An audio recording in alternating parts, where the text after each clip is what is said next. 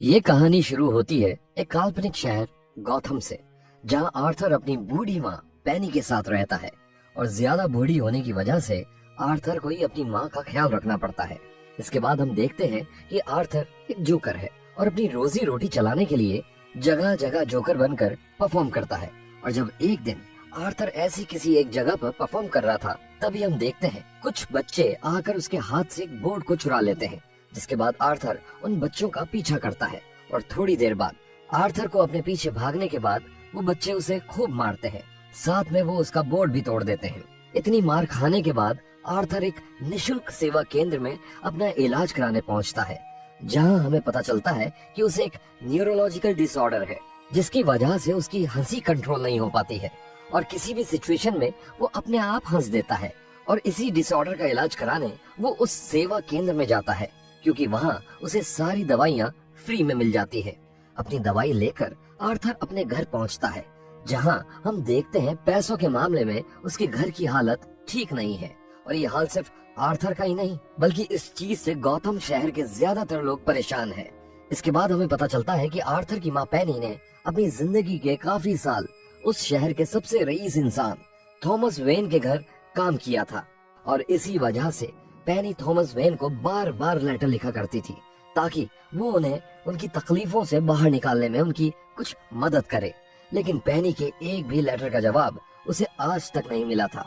इसके बाद हम देखते हैं कि गौतम शहर में एक लाइव टीवी शो आता है, जो कि पूरे गौतम शहर में बहुत पॉपुलर है। और इस शो में लीड है मरी फ्रैंकलिन, जिन्हें आर्थर भी बहुत पसंद करता है। और इसी वजह से आर्थर एक बार इस शो में भी गया था, जहां वो पहली बार अपने आइडल मरी से मिल पाया था। इसके बाद अगले दिन की सुबह होती है और हम देखते हैं कि आर्थर ऑफिस में अपने सारे कलीग्स के साथ काम पर जाने के लिए तैयार हो रहा है कि तभी वहाँ उसका एक कलीग रैंडल उसे आकर सेल्फ डिफेंस के लिए एक गन देता है, क्योंकि उसे पता था कि उन बच्चों ने उसके साथ क्या किया था।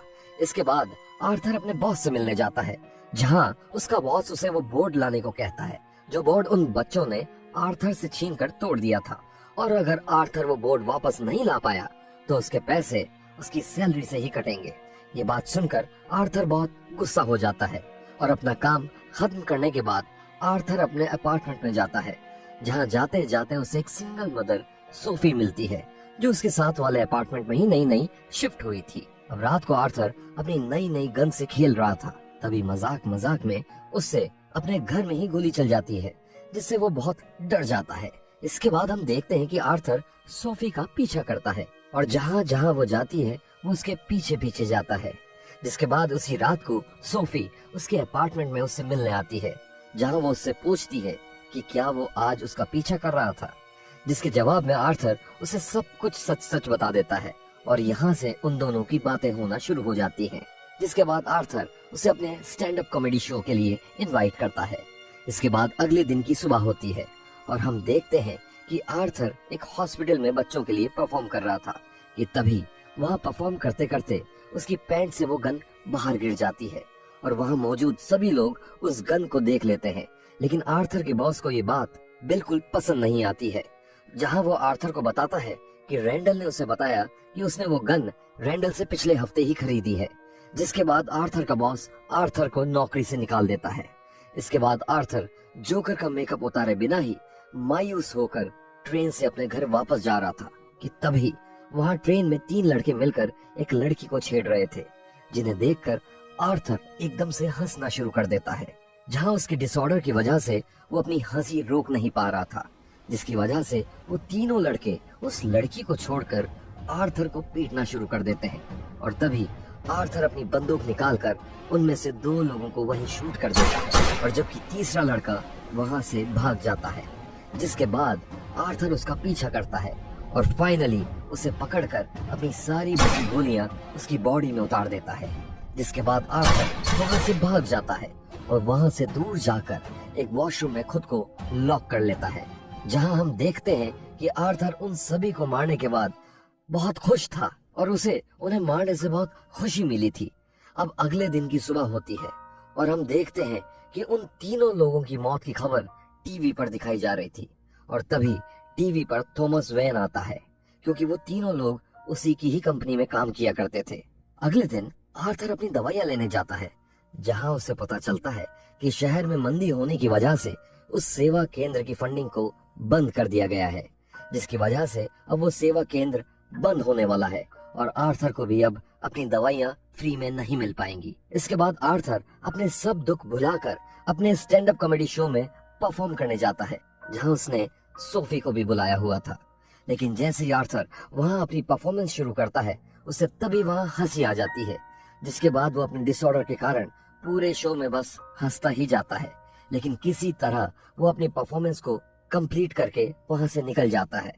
ये सब होने के बाद आर्थर अपने घर पहुंचता है, जहां पहुंचकर वो पहली बार अपनी माँ का लेटर पढ़ता है, जो वो हमेशा थॉमस वैन को भेजा करती थी, जिसे पढ़कर उसे पता चलता है कि उसके असली पिता थॉमस वैन है। जिसके बाद वो अपनी माँ पर बहुत गुस्सा हो जाता है। इसके अगले दिन आर्थर थॉमस वैन से मिलने उसके घर जाता है, जहां उसे सबसे पहले ब्रूस वैन मिलता है, जो कि थॉमस वैन का बेटा था। जिसके बाद वो ब्रूस को खुश करने के लिए वहां कुछ अपनी परफॉर्मेंस करके दिखाता है। लेकिन तभी वहां उस घर का बटलर एल्फ्रेड आ जाता है और आर्थर को पुलिस की धमकी देकर वहां से भगा देता है। घर पहुंचकर आर्थर देखता है कि उसकी माँ को एक स्ट्रोक आया था, जिसकी वजह से उसकी माँ को हॉस्पिटल ले जाया जा रहा था।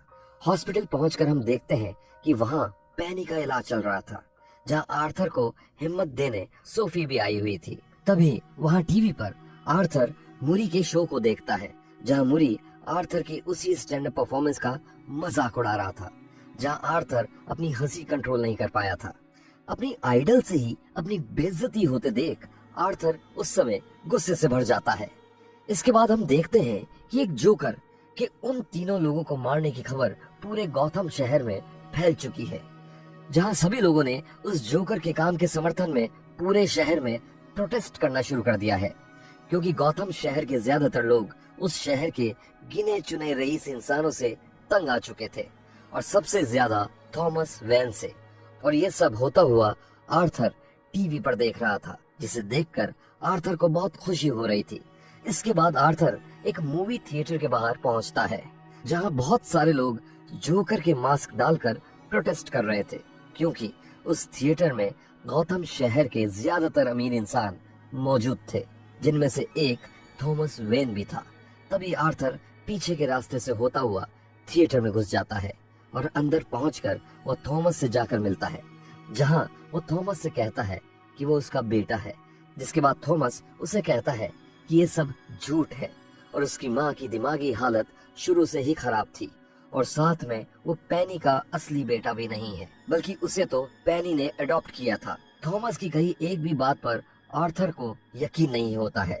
इसके बाद आर्थर इसी कंफ्यूजन के साथ अपने घर जाता है, जहां उसे मुरी की टीम से एक कॉल आता है और उसे पता चलता है कि मुरी ने उसे अपने शो में बुलाया है, जहां जाने के लिए आर्थर मान जाता है। इसके अगले दिन आर्थर अपनी माँ की मेडिकल हिस्ट्री जानने के लिए आर्कम स्टेट हॉस्पिटल जाता है, जहां अपनी माँ की मेडिकल हिस्ट्री पढ़कर उसे पता चलता है कि सच में पैनी ने उसे अडॉप्ट किया था, और साथ में आर्थर को ये भी पता चलता है कि उसकी माँ का एक बॉयफ्रेंड था, जो कि उसे और उसकी माँ को बहुत मारा करता था।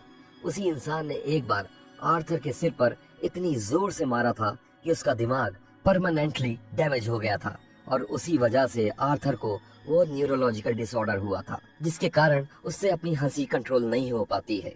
इसके बाद आर्थर सोफी से मिलने उसके अपार्टमेंट में पहुंचता है, जहां सोफी उसे देखकर ऐसे रिएक्ट कर रही थी कि जैसे आर्थर उसके लिए कोई अजनबी हो।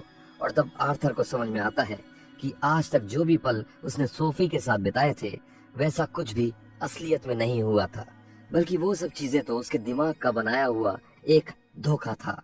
अब अगले दिन आर्थर अपनी माँ से मिलने हॉस्पिटल जाता है, जहां वो गुस्से में आकर अपनी माँ की सांस रोककर हत्या कर देता है।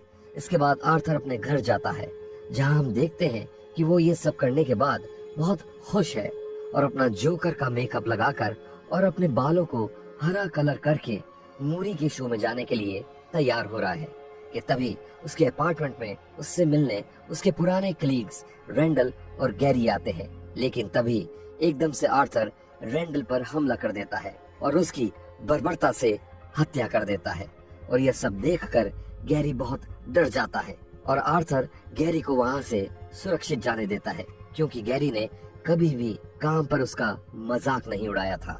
इसके बाद आर्थर तैयार होकर अपने घर से निकल जाता है, लेकिन तभी वहां 2 पुलिस के जासूस आ जाते हैं और आर्थर का पीछा करने लगते हैं, क्योंकि उन्हें आर्थर पर शक था कि उसने ही उस ट्रेन वाली वारदात को अंजाम दिया है।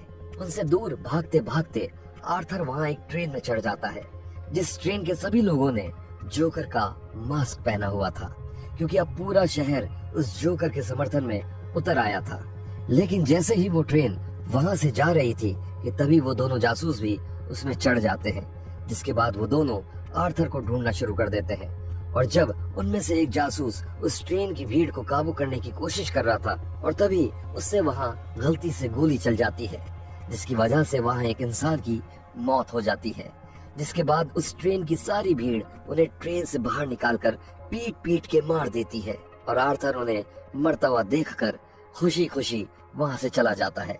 इसके बाद आर्थर सीधा जाकर मिलता है मूरी से, जहां वो उसे कहता है कि वो चाहता है कि उसे जोकर नाम से ही स्टेज पर बुलाया जाए, क्योंकि जब मूरी ने कुछ एपिसोड्स पहले जब उसकी बेइज्जती की थी, तब उसने भी आर्थर को जोकर कहकर ही बुलाया था।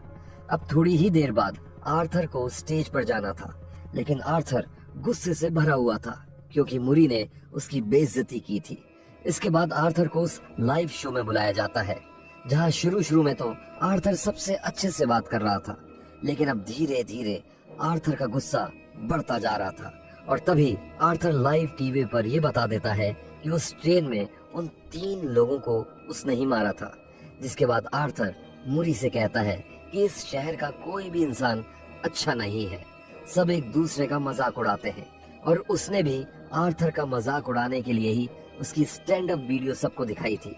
और यही नहीं, बल्कि आज उसने आर्थर को अपने शो पर भी इसीलिए ही बुलाया है, क्योंकि वो उसका फिर से मजाक उड़ाना चाहता है। और जब आखिर में मूरी आर्थर को पुलिस बुलाने की धमकी देता है, तभी आर्थर उसे उसी के लाइव शो के बीच में ही गोली मार देता है, जिसकी वजह से मूरी की ऑन द स्पॉट मौत हो जाती है। और अब उस स्टूडियो में अफरा तफरी मच जाती है और सब लोग इधर उधर भागना शुरू कर देते हैं, क्योंकि ये शो लाइव हो रहा था। तो कुछ ही समय में ये बात पूरे गौथम शहर में पता चल जाती है, जिसके थोड़ी ही देर बाद पुलिस आर्थर को वहां से ले जाती है।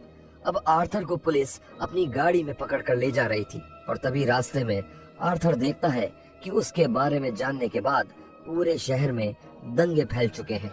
लोग दुकानें लूट रहे हैं, पब्लिक प्रॉपर्टी को आग लगा रही है, और हर जगह बर्बादी ही बर्बादी हो रही है। लेकिन ये सब देखकर आर्थर को बहुत खुशी मिल रही थी। और तभी एक एम्बुलेंस आकर आर्थर की कार को टक्कर मार देती है, जिसके बाद कुछ लोग आकर आर्थर को बेहोशी की हालत में उस गाड़ी से बाहर निकालते हैं, और सारी भीड़ आर्थर की कार को चारों तरफ से घेर लेती है। वहीं दूसरी तरफ हम देखते हैं कि थॉमस वैन अपनी पत्नी और अपने बेटे के साथ शहर से जा ही रहा था कि तभी एक दंगाई उसे और उसकी पत्नी को गोली मारकर उनकी हत्या कर देता है। और अब थॉमस का बेटा ब्रूस वहीं खड़े खड़े अपने माता पिता को मरते हुए देख रहा है। और ये ब्रूस वेन और कोई नहीं बल्कि वही इंसान है जो आगे चलकर बैटमैन बनने वाला था, जिसका सबसे बड़ा दुश्मन और कोई नहीं बल्कि आर्थर, या कहें जोकर ही होने वाला था। दूसरी ओर आर्थर अपनी बेहोशी से जागता है, जहां वो देखता है कि सारी भीड़ उसका सपोर्ट कर रही है।